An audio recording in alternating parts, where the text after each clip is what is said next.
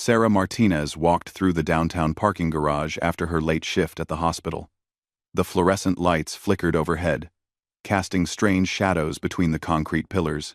Her nursing uniform was wrinkled from the 12-hour shift, and exhaustion weighed heavy on her shoulders. She clutched her purse tightly, keys ready between her fingers, as her father had taught her years ago. The sound of her footsteps echoed in the nearly empty garage. Most people had gone home hours earlier, leaving behind only a handful of cars scattered across the vast space. Sarah's beat-up Honda Civic sat in the far corner, where she always parked to avoid the more expensive cars near the entrance. 3 men emerged from behind a large SUV as she approached her car. They looked to be in their 20s, wearing baggy clothes and baseball caps pulled low over their faces. Something about their body language made Sarah's stomach tighten with worry. They were blocking her path deliberately, spreading out to surround her. "Hey lady, you got some cash for us?" The tallest one asked, his voice carrying a threatening edge despite his casual tone. Sarah's heart began racing, but she kept her voice steady. "I don't have any cash with me. I just finished work." She tried to step around them, but they moved to block her path again. "Come on, don't lie to us," another one said. This one shorter but stockier than the first. "Everyone's got something. Check that purse." Sarah's training as a nurse had taught her to stay calm under pressure, but this was different. This was personal danger, not a medical emergency where she knew exactly what to do. She could feel the adrenaline building in her system, her body preparing for fight or flight. "Look, I really don't have anything valuable," she said, trying to keep her voice from shaking. "My purse just has my hospital ID and car keys." The third man, who had been silent until now, stepped closer. He had a nasty scar running down his left cheek and cold eyes that made Sarah's skin crawl. "Maybe we should take a look for ourselves," he said, with a cruel smile. Sarah backed up until she felt the cold metal of a car behind her. There was nowhere else to go. The men formed a tight circle around her now, their intentions becoming clearer by the second. This wasn't just about money anymore. "Please," she said, her voice barely above a whisper. "I have a daughter at home. She's only 8 years old." The scarred man laughed, a sound that had no warmth in it. "Well, maybe you should have thought about that before walking around here alone at night." What these men didn't know was that Sarah Martinez wasn't just any nurse. Before her medical career, before her daughter Emma was born, before her life took a different path, she had served 6 years in the United States Navy as a hospital corpsman attached to SEAL Team 3. She had seen combat in Afghanistan and Iraq, had treated wounded soldiers under enemy fire, and had earned commendations for her courage under pressure. The Navy had taught her many things: how to save lives, how to work under extreme stress, and how to defend herself when necessary. But Sarah had hoped never to need those particular skills again. She had built a quiet life in civilian world, focusing on healing rather than fighting. The tall man reached for her purse. "Just hand it over and maybe we won't hurt you too bad." Something inside Sarah snapped. The protective instincts that had kept her and her teammates alive in war zones came flooding back. Her body moved before her, mind fully processed the decision. She grabbed the man's wrist and twisted it sharply, using his own momentum against him. The technique was burned into her muscle memory from countless training sessions years ago. The man stumbled forward, off balance and confused by the sudden resistance. "What the hell?" he gasped, trying to regain his footing. The stocky man swung at her head, but Sarah ducked under his punch and drove her elbow into his solar plexus. The air rushed out of his lungs in a loud whoosh, and he doubled over, gasping for breath. The scarred man's expression changed from cruel amusement to genuine anger. "You're going to regret that," he snarled, pulling back his fist. The punch caught Sarah on the left side of her face, just below her eye. Pain exploded through her skull, and she tasted blood in her mouth. The force of the blow sent her stumbling sideways, and for a moment, her vision went white. But instead of falling, instead of giving up, Sarah felt something cold and dangerous awaken inside her. The same feeling she had experienced during her first firefight in Afghanistan. The world seemed to slow down around her. and every detail became crystal clear. She could see the scarred man pulling back for another punch. She could hear the stocky man still struggling to breathe behind her. She could smell the fear starting to mix with the aggression in the air around them. The tall man was reaching into his jacket, probably for a weapon. Sarah had perhaps 3 seconds before this situation became much worse. 3 seconds to decide how far she was willing to go to protect herself. The memory of her daughter Emma's face flashed through her mind. Emma waiting at home with the babysitter, probably already asleep in her bed covered with stuffed animals. Emma who had already lost her father to a car accident 2 years ago. Emma who needed her mother to come home safe. Sarah's decision was made. She caught the scarred man's second punch with both hands, using his own force to pull him off balance. Then, she drove her knee up into his ribs, with precision learned from years of combat training. Something cracked under the impact, and he screamed in pain. The tall man had pulled out a knife and was moving toward her. Sarah grabbed a handful of gravel from the ground and threw it in his face, temporarily blinding him. While he was distracted, she kicked out hard at his knee, hyperextending the joint with a sickening pop. The knife clattered to the ground as he fell, clutching his damaged leg and howling in agony. The stocky man had finally caught his breath and was trying to tackle her from behind. Sarah heard him coming and spun around, catching him with a perfect uppercut to his jaw. His head snapped back, and he collapsed to the concrete, unconscious before he hit the ground. The garage fell silent, except for the groaning of the 2 conscious attackers. Sarah stood among them, her heart pounding, her face throbbing where she had been punched. Blood dripped from her split lip onto her white nursing uniform. She looked down at the 3 men who had thought she would be an easy target. The scarred man was curled up on his side, holding his broken ribs. The tall man was rocking back and forth, his knee bent at an unnatural angle. The stocky man lay completely still, though she could see his chest rising and falling steadily. Sarah pulled out her cell phone with shaking hands and dialed 911. As she waited for the operator to answer, she realized that these men had no idea what they had just awakened. They had attacked someone who had spent years learning how to survive in some of the most dangerous places on Earth. More importantly, they had threatened the safety of a mother who would do anything to get home to her child. The operator's voice came through the phone, professional and calm. 911. What's your emergency?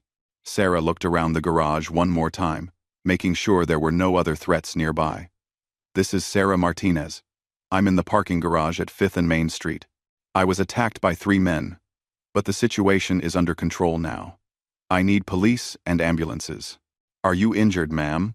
Sarah touched her swollen face gently. I'll be fine. But the 3 men who attacked me are going to need medical attention. What Sarah didn't know was that this encounter was just the beginning. The 3 men lying in that parking garage were not random criminals looking for an easy score. They were connected to something much larger and more dangerous. Something that would force Sarah to confront her past in ways she never expected.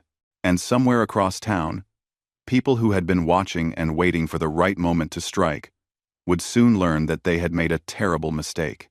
They had hurt someone under the protection of bonds forged in combat, tested in fire, and stronger than anything they could imagine. The consequences of their actions were about to unfold in ways that would shock everyone involved. Detective James Rodriguez arrived at the parking garage 20 minutes after Sarah's 911 call. He had been a cop for 15 years and thought he had seen everything, but the scene that greeted him was unusual even by his standards. 3 men lay scattered across the concrete floor of the garage, all requiring medical attention. 2 were conscious but in significant pain, while the 3rd was just beginning to wake up with what appeared to be a serious concussion. Standing nearby was a small woman in a blood-stained nurse's uniform, calmly giving her statement to the first officers on scene. Rodriguez walked over to where Sarah was sitting on the bumper of a patrol car, holding an ice pack to her swollen face. Despite her injuries, she seemed remarkably composed for someone who had just fought off 3 attackers. Miss Martinez? Rodriguez showed his badge. I'm Detective Rodriguez. I'd like to ask you a few questions about what happened here tonight. Sarah nodded, wincing slightly, as the movement aggravated her bruised jaw. Of course.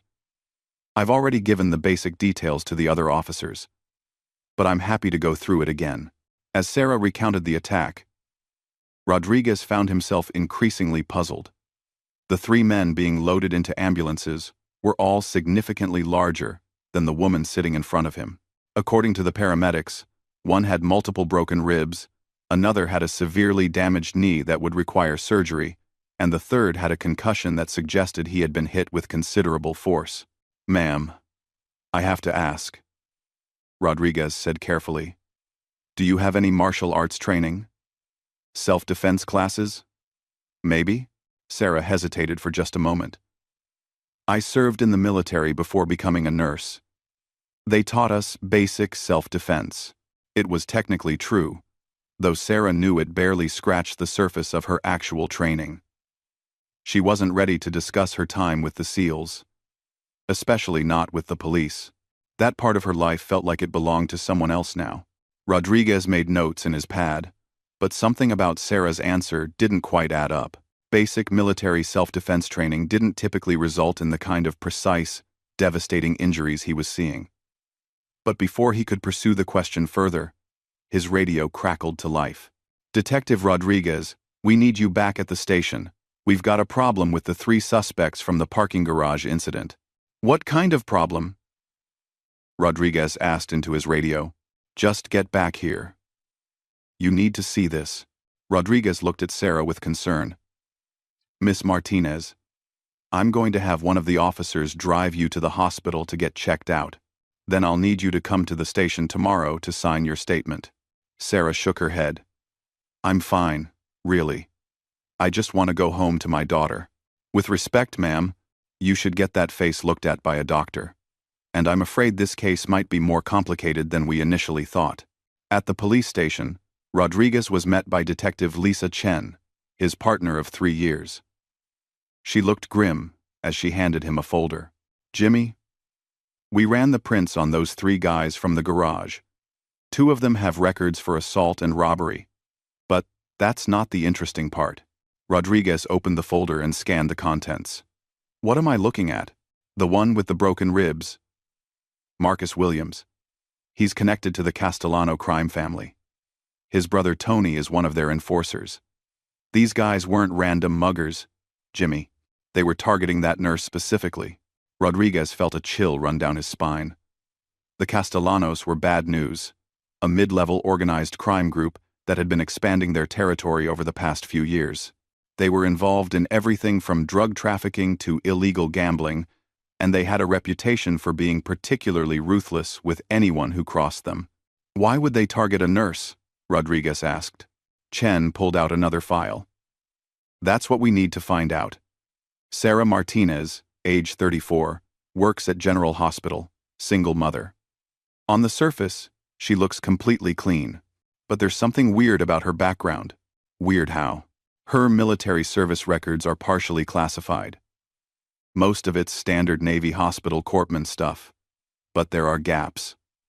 Periods where her location and unit assignment are blacked out.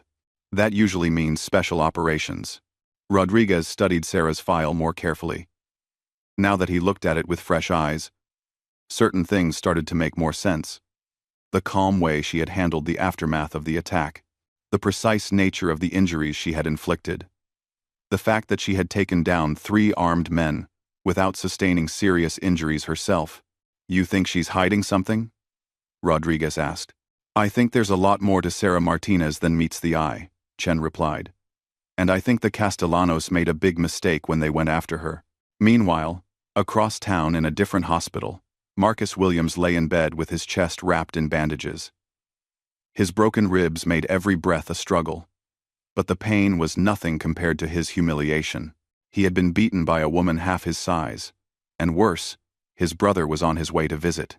Tony Castellano was everything Marcus wasn't. Where Marcus was impulsive and sloppy, Tony was calculated and precise. Where Marcus failed, Tony succeeded. And Tony did not tolerate failure from his family or his crew. The hospital room door opened, and Tony walked in, followed by 2 other men in expensive suits. Tony was tall and lean, with silver hair and cold gray eyes that seemed to see everything. He looked at his brother lying in the hospital bed with undisguised disappointment. "Marcus," Tony said, his voice quiet but carrying an unmistakable threat. "Would you like to explain to me how you ended up in this condition?" Marcus shifted uncomfortably, trying to find a position that didn't aggravate his broken ribs. "Tony, it wasn't supposed to go down like that. She was just supposed to be some nurse. We had good intel that she'd be there alone." "Intel from who?" Tony's eyes narrowed dangerously. "From Joey's guy at the hospital. He said she always worked late shifts and parked in that garage. Said she'd be an easy target to send a message." Tony pulled a chair next to the bed and sat down, his face inches from his brother's. "And what kind of message were you supposed to send, Marcus?" Marcus swallowed hard, knowing his answer would determine how much trouble he was really in. "We were told to rough her up a little. Make her think twice about treating certain patients at the hospital. Nothing major, just enough to scare her." Tony sat back in his chair, processing this information. For weeks, the Castellano organization had been dealing with a problem. Several of their people had been injured in various conflicts, and when they went to General Hospital for treatment, they had been arrested by police who seemed to know exactly when and where to find them. Someone at the hospital was feeding information to the cops, and Tony's boss had decided it was time to send a message to the hospital staff. Stay out of business that didn't concern them, or face the consequences. Sarah Martinez had been chosen almost at random. She worked the night shift, she was small and appeared vulnerable, and she would serve as a perfect example to the other hospital staff of what happened when you crossed the wrong people. But clearly, they had chosen the wrong target. "Tell me exactly what happened in that garage," Tony said. Marcus recounted the attack, his voice growing quieter as he described how quickly and efficiently Sarah had disabled him and his two companions. By the time he finished, Tony's expression had changed from disappointment to something much more dangerous. "You're telling me that this nurse took down 3 grown men without breaking a sweat? It happened so fast, Tony. She moved like she'd done it before. Like she knew exactly what she was doing." Tony stood up and walked to the window, looking out at the city lights below. In his 20 years of criminal activity, he had learned to recognize certain types of people. There were sheep, who would never fight back no matter what you did to them. There were wolves, who would fight but could be intimidated if you showed them you were a bigger wolf. And then there were sheepdogs, the dangerous ones who looked like sheep until you threatened something they protected. From Marcus's description, Sarah Martinez was definitely a sheepdog, and that meant she was likely to be much more than just a random nurse. "I want everything we can find on this woman," Tony told one of his men. "Real name, background, family, military service, everything. If she's law enforcement, I want to know about it. If she's connected to someone important, I want to know about it." "What about Marcus?" the man asked. Tony looked at his brother with disgust. "Marcus is going to stay right here until he heals up, and when he gets out, he's going to find a new line of work. He's done with this organization." "Tony, come on," Marcus protested. "It was just bad luck. How were we supposed to know she could fight?" Tony's voice turned ice cold. "Because, little brother, professionals gather intelligence before they act. Professionals plan for contingencies. Professionals don't end up in hospital beds after attacking random civilians." As Tony left the hospital with his men, his mind was already working on the problem. Sarah Martinez had humiliated his organization and injured his people. That couldn't stand, but before he made his next move, he needed to know exactly who he was dealing with. What Tony didn't know was that his investigation was about to uncover information that would change everything. Sarah Martinez wasn't just a former Navy hospital corpsman with some basic combat training. She was someone whose military service record would raise red flags all the way up to the Pentagon. And more importantly, she was someone whose former teammates took the concept of loyalty very, very seriously. At her apartment across town, Sarah tucked her daughter Emma into bed, trying to hide her bruised face in the dim light of the bedroom. "Mommy, what happened to your face?" Emma asked, her 8-year-old eyes wide with concern. "I fell at work, sweetheart." But I'm fine. Just a little bruise. Emma reached up and gently touched the bandage on Sarah's cheek. Not anymore, Sarah lied. Now get some sleep. Tomorrow is Saturday, so we can make pancakes for breakfast. As Emma drifted off to sleep, Sarah sat in her living room, holding an ice pack to her face and thinking about the evening's events. She had hoped her military past was behind her forever. She had built a quiet, normal life for herself and Emma, far removed from the violence and danger she had once known. But tonight had proven that the past was never as far away as she wanted to believe. The skills she had learned, the training that had been burned into her muscle memory, they were still there when she needed them. Sarah walked to her bedroom closet and pushed aside the hanging clothes to reveal a small safe hidden behind them. She entered the combination and pulled out a single item. A satellite phone that she had kept charged, but hoped never to use. For a long moment, she stared at the phone, weighing her options. She could report tonight's attack to her superiors, could ask for protection for herself and Emma, but that would mean admitting that her carefully constructed civilian life had been compromised. Or she could handle this herself, the way she had been trained to handle threats. Quickly, quietly, and permanently. Sarah put the phone back in the safe without turning it on. Not yet. First, she would see how the police investigation played out. Maybe tonight had been random after all, just bad luck and worse timing. But if it wasn't random, if someone had targeted her specifically, then she would have decisions to make. Decisions about how far she was willing to go to protect the life she had built for herself and her daughter. Decisions that would force her to become someone she had worked very hard to leave behind. 3 days after the parking garage incident, Sarah was finishing her shift at the hospital when Detective Rodriguez approached her at the nurse's station. His expression was serious, and he kept his voice low so the other staff couldn't overhear. "Miss Martinez, we need to talk, privately." Sarah felt her stomach tighten, but she kept her voice steady. "Of course. There's a conference room down the hall we can use." Once they were alone, Rodriguez pulled out a thick file and placed it on the table between them. "Sarah, I'm going to ask you this once, and I need you to be completely honest with me. Is there anything about your background that might make someone want to target you specifically?" Sarah looked at the file, recognizing the military insignia on the folder. Someone had been digging deeper than she had hoped. "What do you mean?" What do you mean?" "I mean that the 3 men who attacked you weren't random muggers. They work for the Castellano crime family, and they were specifically sent to target you. The question is, why?" Rodriguez opened the file and pulled out several photographs.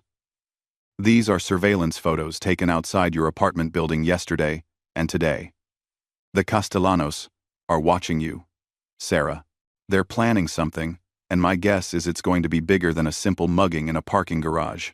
Sarah studied the photos with the trained eye of someone who had spent years in hostile territory.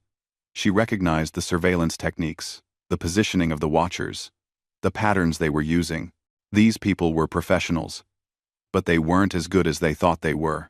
"Detective Rodriguez, I appreciate the warning, but I can take care of myself. Can you?" Rodriguez leaned forward. "Because the 3 guys you fought off the other night were small-time muscle. The people watching you now are different. They're organized, they're patient, and they're not going to underestimate you again." Rodriguez pulled out another document, this one with most of the text blacked out. "Your military service record makes for interesting reading. What little of it isn't classified. Navy hospital corpsman, deployed to Afghanistan and Iraq, but with significant gaps in your assignment history." Sarah remained silent, but Rodriguez could see the tension in her shoulders. "Those gaps usually mean special operations, Sarah. And if you were attached to special operations units, that means you're trained for more than just basic self-defense." Sarah made a decision. If the Castellanos were escalating their surveillance, and if Detective Rodriguez had already figured out part of her background, then maybe it was time to trust someone with the truth. "I was assigned to SEAL Team 3 for most of my deployment," she said quietly. "As their corpsman." Bling. Rodriguez sat back in his chair, suddenly understanding why 3 armed men had ended up in the hospital. Jesus. No wonder you handled yourself so well. Detective, what I need to know is whether you can protect my daughter. Because if you can't, then I need to make other arrangements. What kind of other arrangements? Before Sarah could answer, her phone buzzed with a text message. She looked at the screen and felt her blood turn to ice. It was a photo of Emma playing in the playground at her school, taken from a distance with a telephoto lens. Below the image was a single line of text. We know where she is. Sarah showed the message to Rodriguez, who immediately reached for his radio. This is Detective Rodriguez. I need a patrol unit at Jefferson Elementary School right now. Possible threat to a child. They won't do anything at the school, Sarah said, her voice deadly calm. Too many witnesses. Too much security. But they're making it clear that they can get to her whenever they want. Rodriguez looked at Sarah with new understanding. The woman sitting across from him wasn't just a nurse who happened to have military training. She was a combat veteran who had just received a direct threat against her child. And based on the expression on her face, that was a very dangerous combination. Sarah, I think it's time you made those other arrangements you mentioned. Meanwhile, at a warehouse across town, Tony Castellano was reviewing the intelligence his people had gathered on Sarah Martinez. What he had learned made him both angry and concerned. You're telling me she was attached to Navy SEALs? He asked his intelligence guy, a former police detective named Reynolds who had been kicked off the force for taking bribes. Not just attached, Reynolds replied. According to my contact at the VA, she was decorated for valor under fire. Multiple deployments to combat zones, specialized medical training, the works.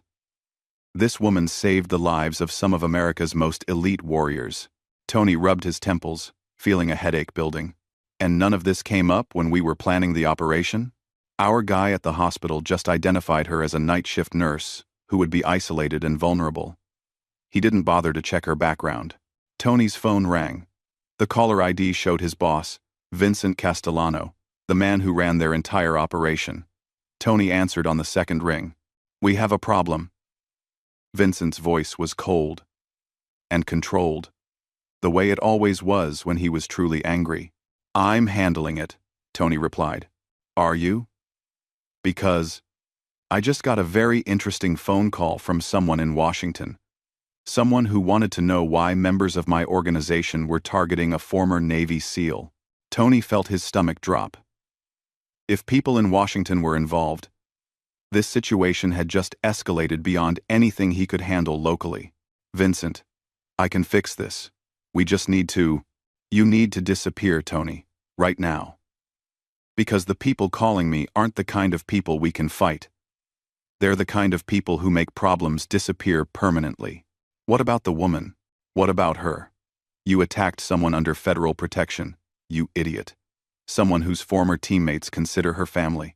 Do you have any idea what you've done? Tony looked around the warehouse at his men, suddenly understanding that they were all in much more danger than he had realized. How was I supposed to know? Aver, by doing your homework before you acted. Vincent's voice rose for the first time in the conversation. The line went dead.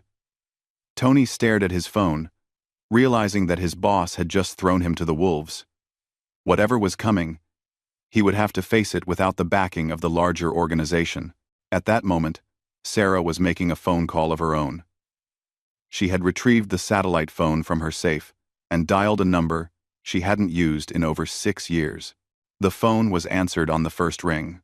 Doc, is that you? The voice belonged to Chief Petty Officer Mike Bulldog Thompson, her former team leader, and the closest thing to a brother she had ever known.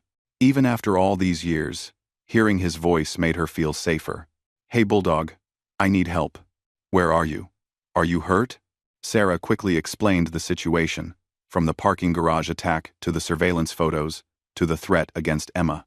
As she talked, she could hear Bulldog's breathing getting deeper and slower, the way it always did when he was getting angry. Doc, you still at the same address from your Christmas cards? Yes, but Bulldog. Pack a bag for you and Emma. Be ready to move in 2 hours. And Doc? You did good, taking down those 3 idiots. Sounds like you haven't lost a step. I haven't used those skills in years. I hoped I'd never have to again. Yeah, well, sometimes the world doesn't give us a choice.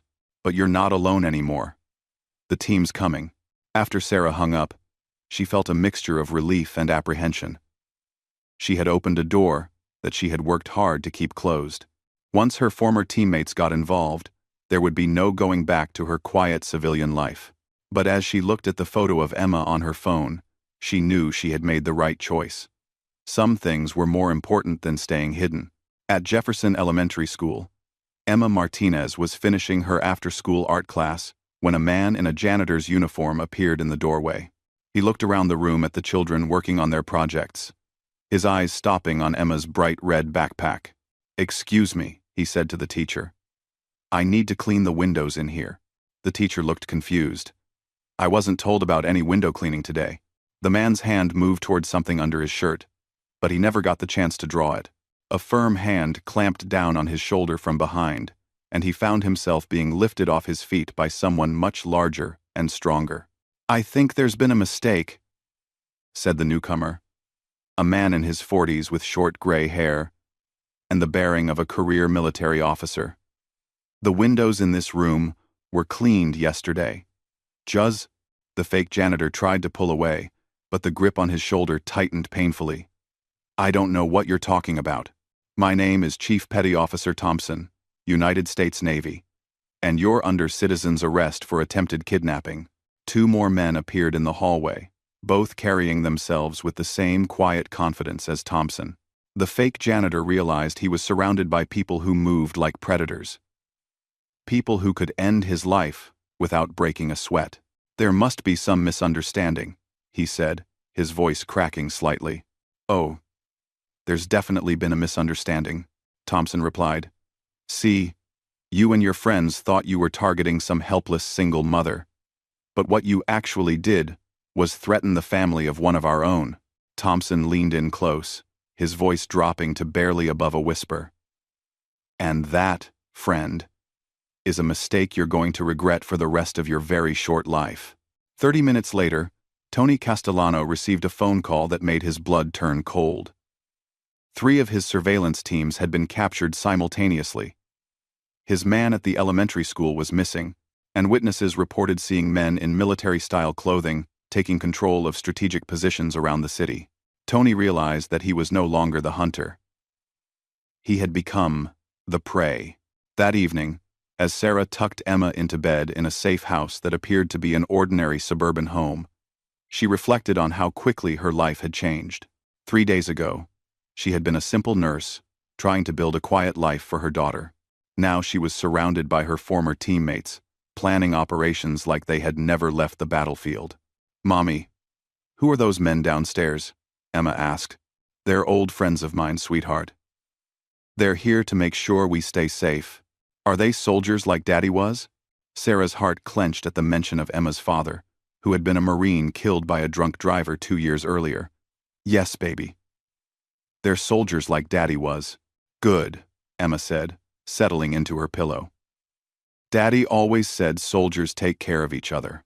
As Emma fell asleep, Sarah walked downstairs to where Bulldog and 4 other members of her former team were planning their next move.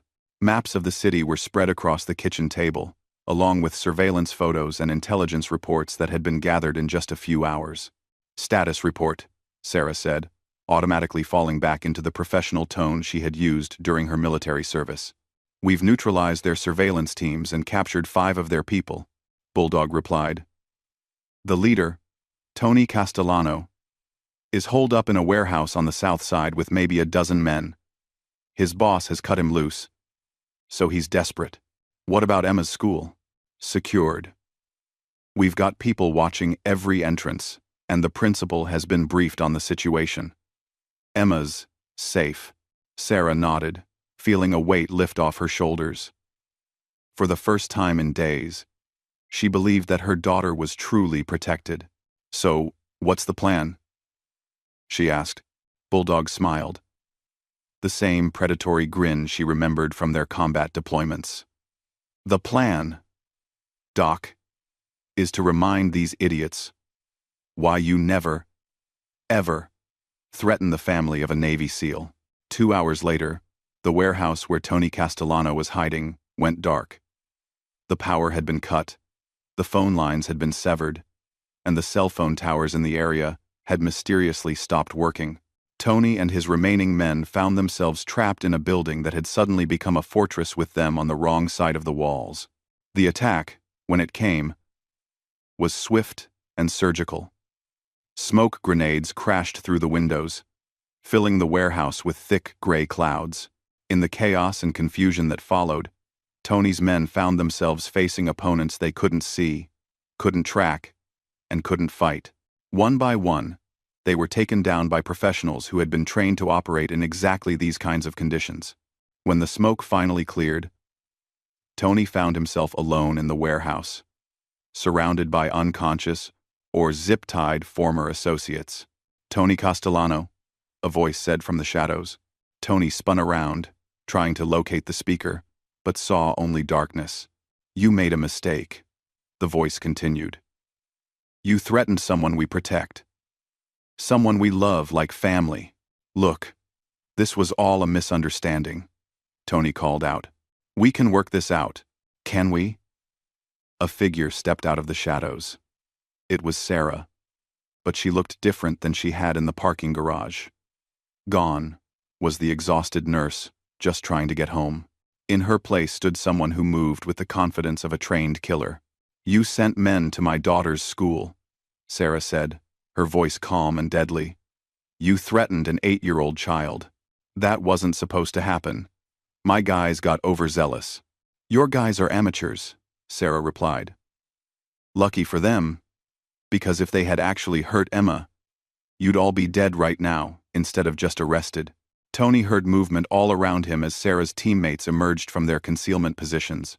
He was surrounded by 6 of the most dangerous people he had ever encountered, and he finally understood that this was never a fight he could have won. "Here's what's going to happen," Sarah continued. "You're going to prison for a very long time. Your organization is going to leave me and my family alone forever, and you're going to spread the word to every criminal you meet that some people are off limits. And if I don't?" Sarah smiled, but there was no warmth in it. "Then we'll have another conversation. And next time, I won't be nearly so reasonable." 3 months later, Sarah was back at work at the hospital. But her life had changed in fundamental ways. The Castellano crime family had been dismantled by a joint task force of federal agents and local police, with Tony and most of his associates facing decades in prison. More importantly, Sarah had reconnected with her military family. Bulldog had moved to the city and taken a job as a security consultant, partly to stay close to Sarah and Emma, and partly because he missed working with his old team leader. Emma loved having Uncle Mike around, especially when he taught her basic self-defense moves in the backyard. Sarah watched them practice together, smiling at how seriously Emma took the lessons. "She's got good instincts," Bulldog said, joining Sarah on the back porch after the lesson was over. "She's 8 years old. She shouldn't need to know how to fight. Doc, you and I both know the world isn't always a safe place. But because of what we did, because of what you did, Emma gets to grow up in a world where she doesn't have to be afraid." Sarah nodded, understanding that he was right. The attack in the parking garage had forced her to confront her past. But it had also reminded her that some skills, some bonds, were too important to abandon completely. She had built a quiet life for herself and Emma, but now she understood that quiet didn't have to mean defenseless. She could be both a devoted mother and a trained warrior. She could heal people at the hospital and protect them when necessary. Most importantly, she had learned that family wasn't just about blood. It was about people who would drop everything and travel across the country to protect someone they cared about. It was about teammates who would never leave you behind, no matter how many years had passed since you served together. The men who had attacked her in that parking garage had thought they were targeting a vulnerable single mother. Instead, they had discovered something that criminals throughout the city would remember for years to come. You don't punch a Navy SEAL in the face and walk away unchanged.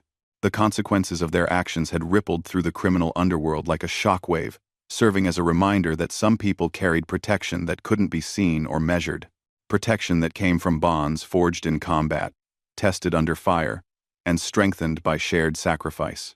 And anyone foolish enough to threaten that family would learn, as Tony Castellano and his associates had learned, that there were some lines you simply didn't cross.